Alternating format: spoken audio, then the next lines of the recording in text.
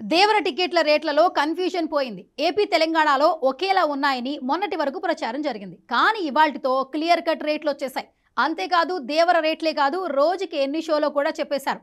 AP తెలంగాణలో చాలా వ్యత్యాసం ఉంది.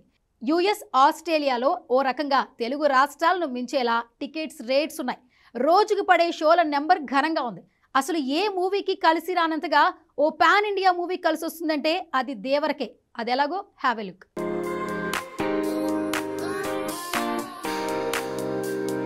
దేవర టికెట్ల రేట్లే కాదు షో తాలూకు లెక్కలు కూడా మారిపోయాయి.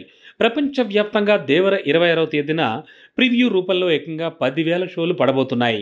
తెలంగాణ, ఆంధ్రాల్లో టికెట్ రేట్లే కాదు రోజుకి ఎన్ని ఆటలు అనే విషయంలో కూడా చాలా మార్పులున్నాయి. రోజుకి ఎన్ని షోలన్న లెక్కలు చూస్తే మొదటి రోజు రాత్రి 1 గంట షోతో కలిపి తెలంగాణలో 6 షోలు పడబోతున్నాయి. ఇక రెండో రోజు నుంచి 10వ రోజు వరకు రోజుకి 5 ఆటలు, అంటే ఉదయం 4 గంటలకు షో పడుతుంది. ఆ తర్వాత రోజుకి 4 ఆటలే. ఇక సింగిల్ స్క్రీన్ థియేటర్స్లో విడుదలైన 10 రోజుల వరకు కూడా టికెట్కి 100 రూపాయలు పెంచుకోవచ్చు. అదే మల్టీప్లెక్స్లో ఈ లెక్కలు 50, 25గా ఉన్నాయి. ఏపీకి వచ్చేసరికి రోజుకి 7 ఆటలు. ఇక 10 రోజుల వరకు ప్రతి టికెట్ మీద 135 వరకు ఎక్స్ట్రా రేటు పెంచుకోవచ్చు.